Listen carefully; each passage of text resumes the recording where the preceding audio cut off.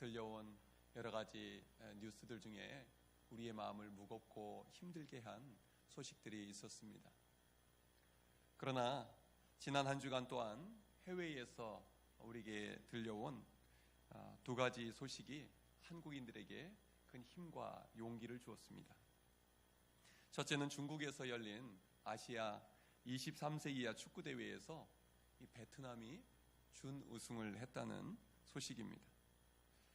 우리나라 대표팀은 우즈베키스탄에 져서 결승에 가지 못하게 됐는데요.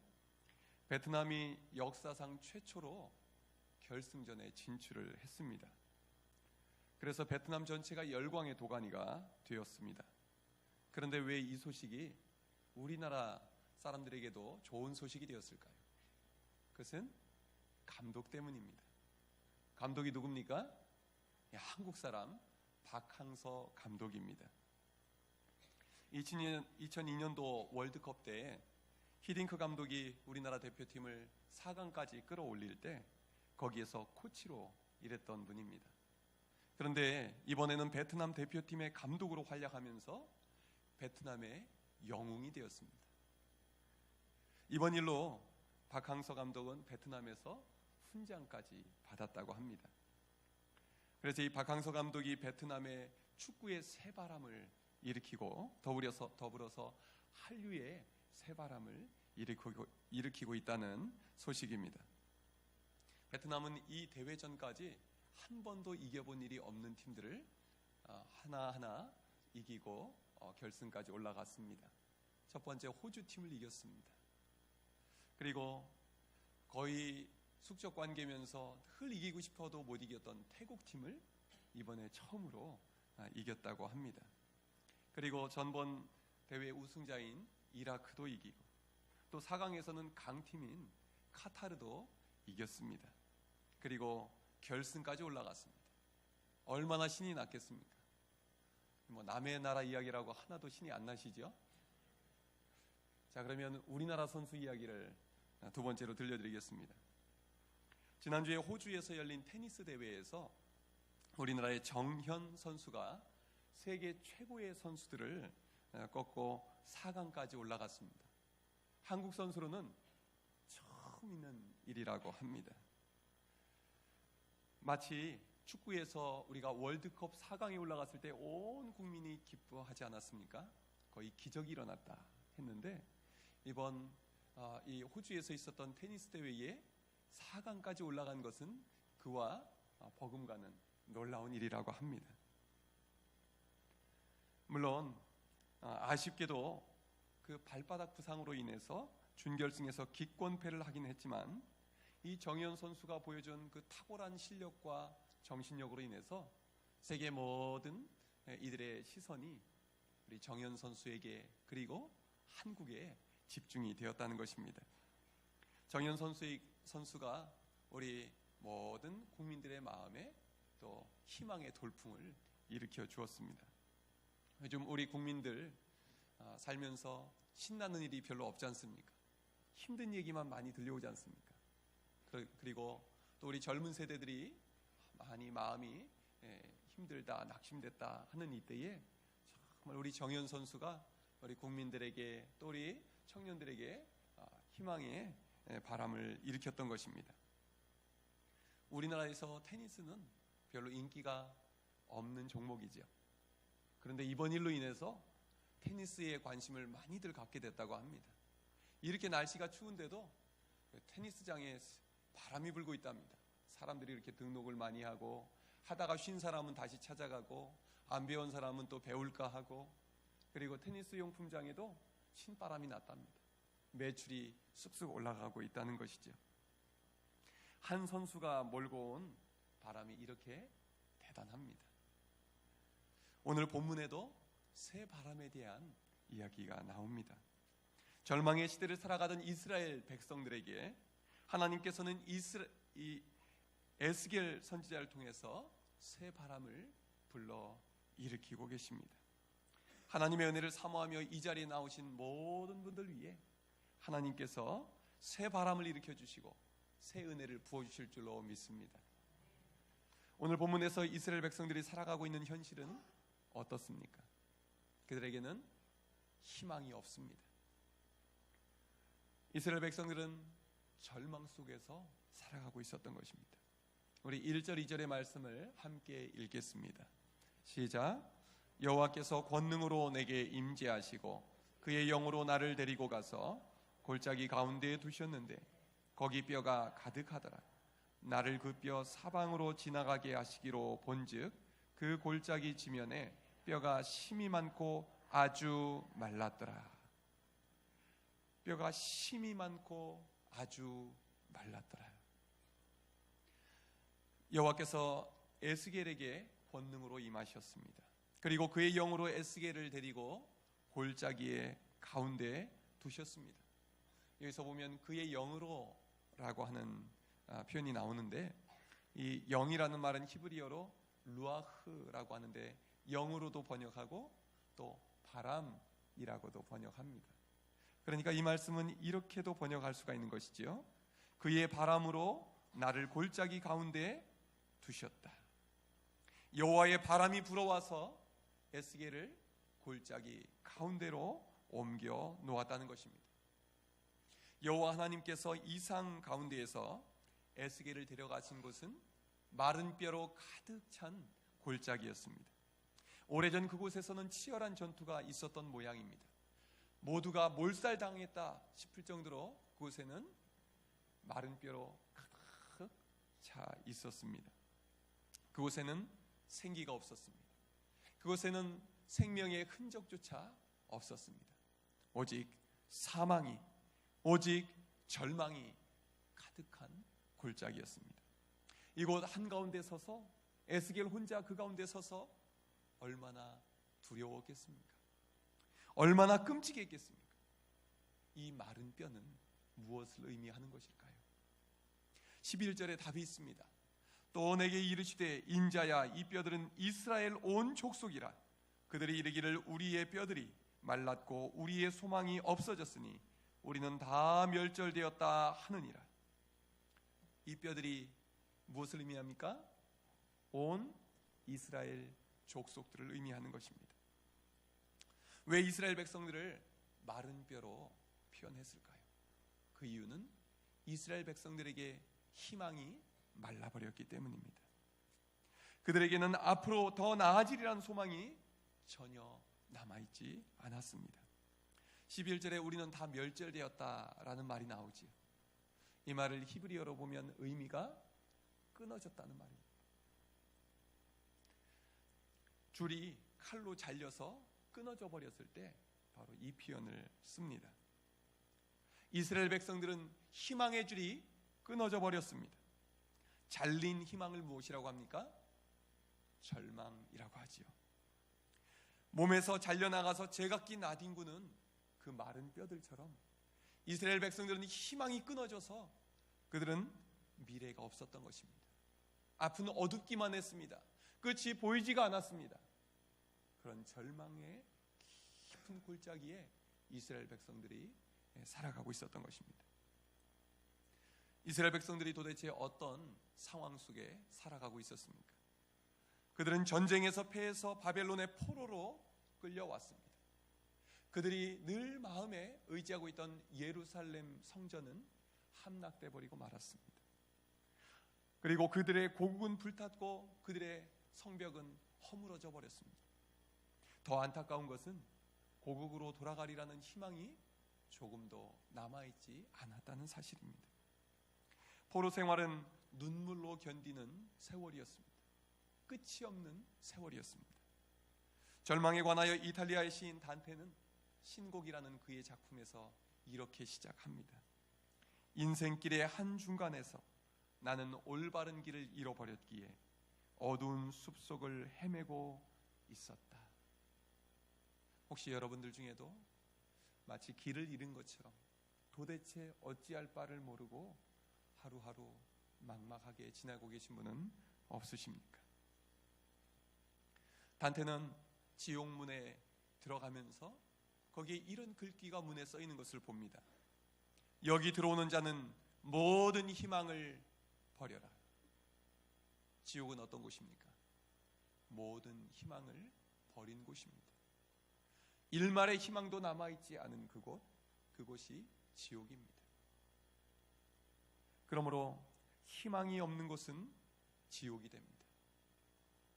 여러분들 중에도 희망이 보이지 않아서 하루하루 지옥 같은 마음으로 지내고 계신 분은 안 계십니까?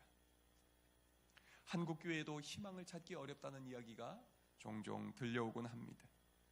지난 한 해 종교개혁 500주년을 맞이해서 500주년 행사도 많이 있었는데요. 그런데 한국교회는 이 사회에 본을 보여주지 못했습니다. 안타까운 많은 소식들을 들려주어서 도리어 사회가 교회를 걱정하는 일들이 있었습니다. 타격을 가장 많이 입은 것은 우리 그리스도인들 자신들이었습니다. 여러분, 우리에게는 정말로 희망이 남아있지 않은 것일까요? 오늘 본문 말씀을 통해 하나님은 이렇게 말씀하십니다. 한번 따라해 보시겠습니까? 말씀이 희망이다.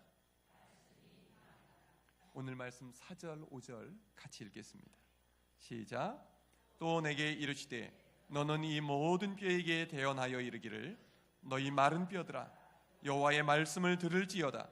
주 여호와께서 이 뼈들에게 이같이 말씀하시기를 내가 생기를 너희에게 들어가게 하리니 너희가 살아나리라. 아멘.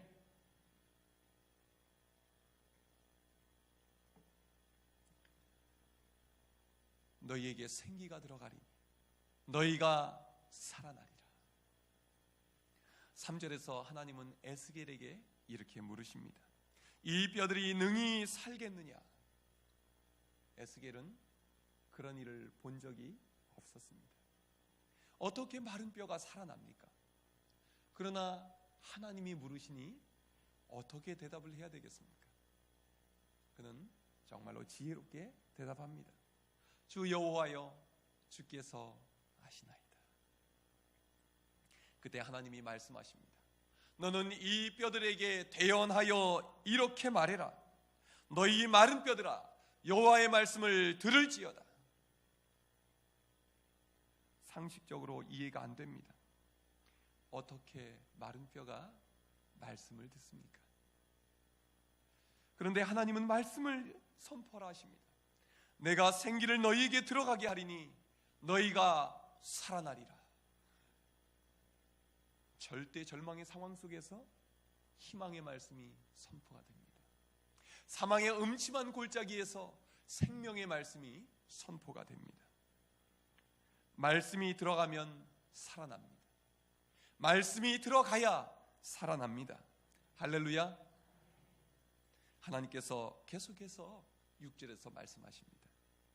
너희 위에 힘줄을 두고 살을 입히고 가죽으로 덮고 너희 속에 생기를 넣으리니 너희가 살아나리라. 모든 희망이 사라진 것이 마른 뼈입니다. 아무리 외쳐도 반응할 수 없는 것이 마른 뼈입니다. 가장 깊은 절망의 상징이 마른 뼈입니다.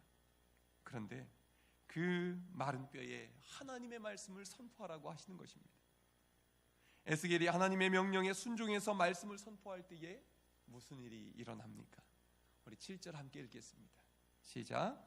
이에 내가 명령을 따라 대언하니 대언할 때에 소리가 나고 움직이며 이 뼈 저 뼈가 들어맞아 뼈들이 서로 연결되더라. 아멘. 말씀을 선포하였더니 마른 뼈가 움직입니다. 절대로 반응할 수 없는 마른 뼈들이 하나님의 말씀에 반응을 하는 것입니다. 뼈들이 본래의 짝을 찾아가 서로 맞춰지고 연결됩니다.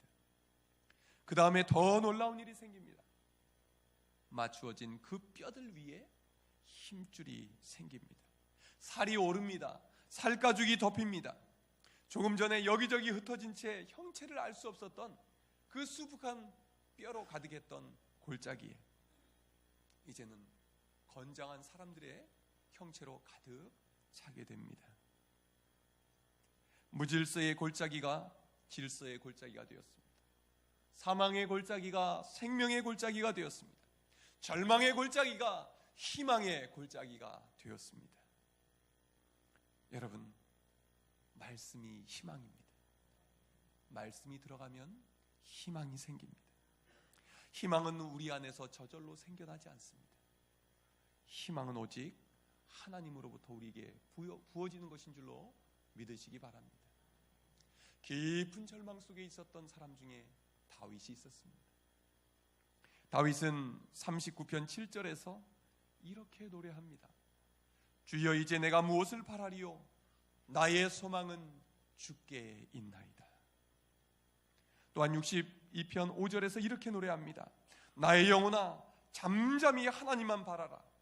물은 나의 소망이 그로부터 나오는도다. 우리의 소망은 우리에게서 나오지 않습니다. 오직 하나님께로부터 나옵니다. 주님께 소망이 있습니다. 할렐루야. 그러면 소망이 우리에게 어떻게 부어질까요? 시편 119편 49절 50절에서 이렇게 말씀합니다. 주께서 내게 소망을 가지게 하셨나이다. 이 말씀은 나의 고난 중의 위로라. 주의 말씀이 나를 살리셨기 때문이니이다. 아멘. 하나님의 말씀은 절망 중에 소망을 불어넣어 주십니다. 하나님의 말씀은 고난 중에 우리의 위로가 되어 주십니다. 하나님의 말씀이 들어가면 죽어가던 사람이 살아납니다. 천방지축이던 한 아가씨가 있었습니다. 그 아가씨는 자기의 젊은 시절 쓴 일기에 이렇게 기록하고 있습니다. 나는 호들갑스럽고 멍청하고 게으른 데다가 말썽만 피운다. 집에 붙어있는 일이 없고 늘 밖으로 돌아다닌다. 이렇게 자신 없이 아무 소망도 없이 살아가던 이 아가씨가 어느 신앙인들의 모임에 가게 됐습니다. 그리스도인들과 만나 이야기도 나누고 예배를 드리던 중에 말씀을 통해 하나님을 만나게 됩니다. 그리고 예수님의 그 사랑을 깊이 느끼게 됩니다. 그 다음부터 이 아가씨는 하나님의 말씀을 사랑하고 그 말씀을 읽고 그 말씀을 묵상하면서 지냅니다. 그런데 이 말씀을 읽으니까 너무너무 좋아서 나 혼자 알고 있기에는 아까운 거예요. 그래서 그 인근에 있는 어느 교도소, 여자 죄수들만 모여있다는 교도소의 교도소장에게 찾아갑니다. 제가 여기 있는 이 여자 죄수들에게 말씀도 읽어주고 기도해주고 싶은데 허락해 주실 수 있겠습니까? 처음에는 반응을 보이지 않던 교도소장이 하도 간절하게 그렇게 매달리니까 그냥 마지못해서 들어가게 해줬습니다. 그런데 교도소 안을 들어가 보니까요, 얼마나 그 교도소 안이 엉망인지 악취로 견딜 수가 없습니다. 또 그 안을 들어가 보니까 소리 지르는 여자들, 뭐 벌거벗고 있는 여자도 있고 뭐 괴성에 이 난리가 아닙니다. 그런데 가운데 앉아서 여자 죄수들을 바라보며 성경을 펼쳤습니다. 그리고 누가복음 7장 47절의 말씀을 읽어주었습니다.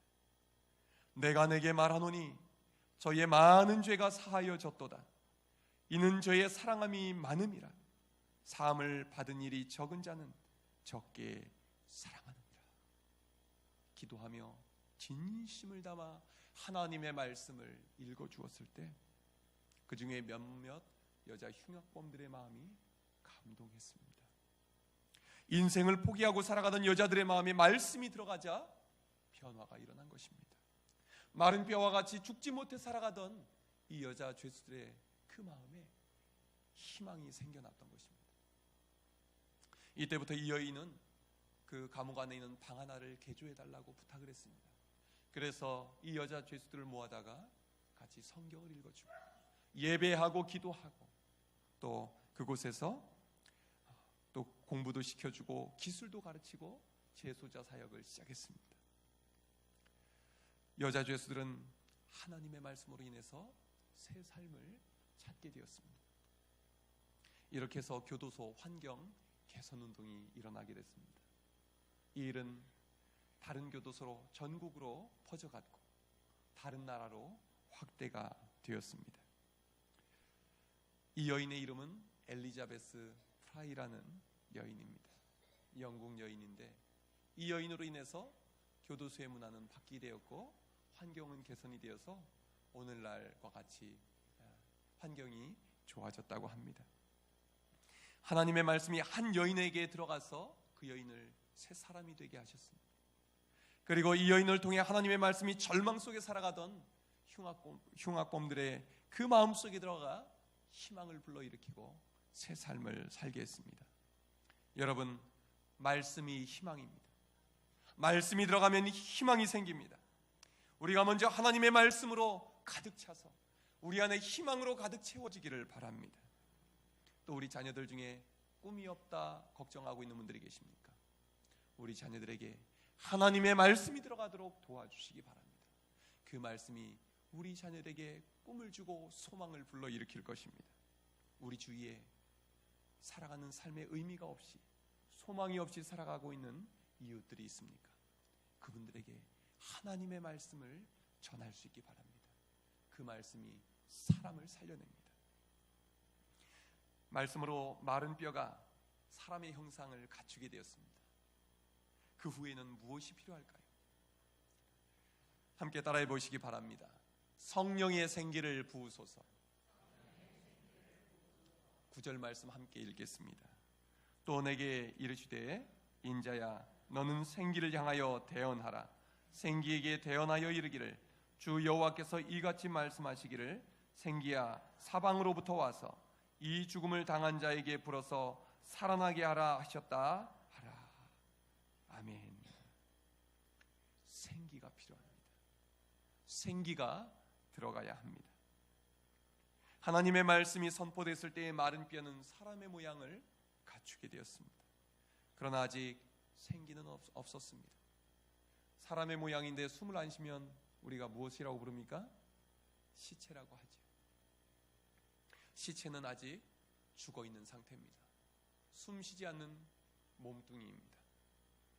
우리도 신앙생활을 하면서 모양은 신앙인인데 생기가 없는 모습으로 신앙생활을 하고 있는 이들은 없습니까? 찬송을 불러도 생기가 없고 기도를 해도 생기가 없고 말씀을 들어도 생기가 없습니다. 예배를 드리면서도 내 안에 생기가 없습니다.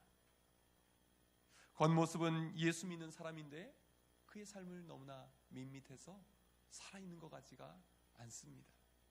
그렇다면 우리의 모습이 바로 이 에스겔 골짜기에 있는 이 모습과 동일한 모습 아닙니까? 교회도 마찬가지입니다.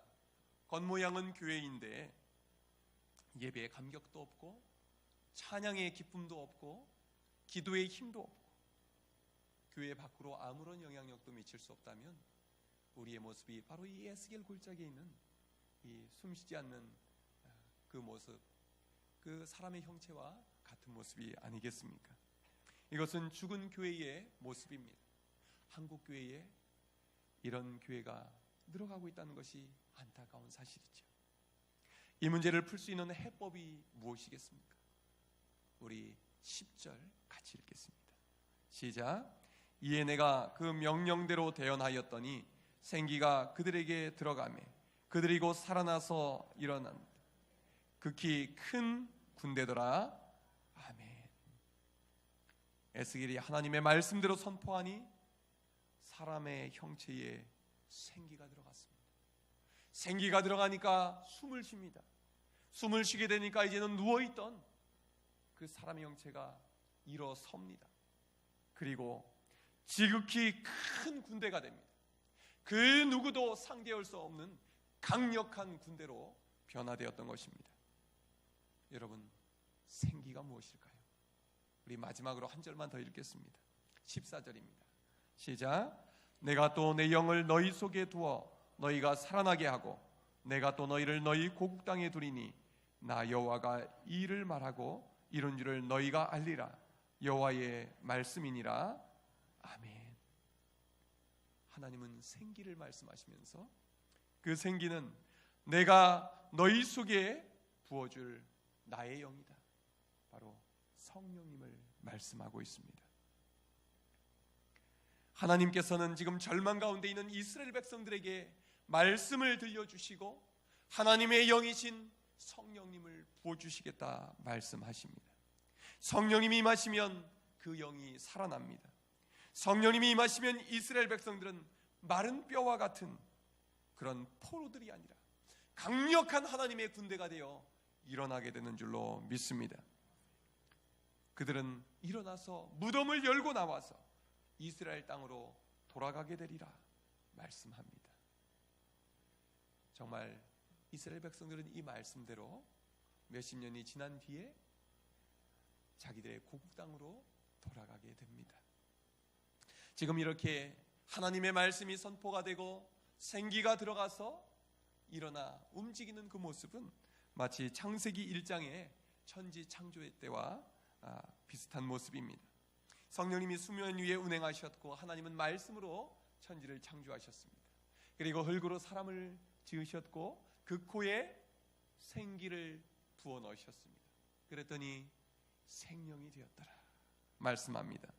사람의 형상이 하나님의 형상을 따라 만든 그 형상이 이제는 살아 움직이는 사람이 되었다는 것입니다. 이 말씀은 나중에 어떻게 성취가 됐습니까? 하나님의 아들이 이 땅에 오셨습니다. 말씀이신 하나님이 육신을 입고 이 땅에 오셨던 것입니다. 그래서 이 아들을 통해서 하나님은 하나님의 능력을 이 땅에 드러내셨습니다. 또 오순절에 성령님이 강림하여 주셔서 믿는 각 사람 위에 임하여 주셨습니다. 그들에게 생기를 불어넣어 주셨습니다. 이전에는 겁쟁이들이었습니다. 이전에는 복음을 증거할 수 있는 용기가 없던 이들이었습니다. 위기 앞에서 도망가던 이들이었습니다.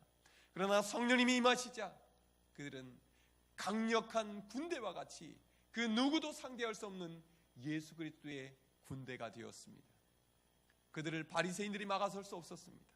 그들이 로마 황제가 막아설 수 없었고 그들이 로마 군대가 막아설 수 없었습니다.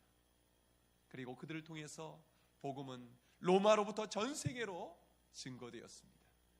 그리고 그 복음의 역사가 세계 역사를 바꾸어 놓았던 것입니다. 여러분, 우리가 신앙생활 하면서도 왜 늘 깨어지고 넘어지고 실패하게 됩니까? 우리는 주일이면 나와서 우리의 죄를 회개하고 다시금 결단하고 또 교회 밖을 나서지만 또 넘어지고 깨어지고 다시 일주일 뒤에 돌아와서 하나님 앞에 회개하는 삶을 반복하고 있습니까? 이것을 어떻게 이겨낼 수 있을까요? 어떻게 하면 우리가 영적으로 패배하고 힘없는 그리스도인으로 살아가는 이 악순환을 극복할 수가 있겠습니까? 그 답은 바로 말씀과 성령 충만입니다. 하나님의 말씀이 우리 속에 들어오면 그 말씀이 우리에게 희망을 불어넣어 주십니다. 그 말씀이 우리를 그리스도의 강한 군사로 새롭게 빚어주십니다. 성령의 생기가 우리 속에 충만히 임하면 우리가 성령의 권능을 받습니다. 말씀의 권능을 받습니다. 찬양의 권능을 받습니다. 기도의 권능을 받습니다. 사랑의 권능을 받습니다. 이것이 오늘 우리가 사는 길입니다. 오늘 우리가 이 세상을 이기는 길입니다. 우리 한국교회가 사는 길은 무엇입니까? 우리 덕춘교회가 사는 길은 무엇입니까? 그것 또한 말씀과 성령 충만입니다. 오직 우리의 답은 말씀에 성령 충만에 있습니다. 나에게, 우리 가정에, 우리 교회에, 한국교회에 말씀을 부어주시기를, 성령의 충만함을 부어주시기를 간절히 기도합시다. 나로부터 영적인 부흥의 역사가 일어나도록, 우리 덕춘교회로부터 영적인 부흥의 역사가 일어나기를 간절히 사모하며 기도합시다. 하나님은 부족한 우리를 통해서, 연약한 우리 교회를 통해서 회개의 역사를 일으켜주시고 부흥의 역사를 일으켜주실 줄로 믿습니다. 이 부흥의 역사가, 부흥의 불길이 여수의 다른 교회로 번져갈 줄로 믿습니다. 이 부흥의 불길은 여수로부터 순천으로, 광양으로, 또 목포로, 광주로, 그리고 전국으로 하나님께서 번져가게 하실 줄로 믿습니다.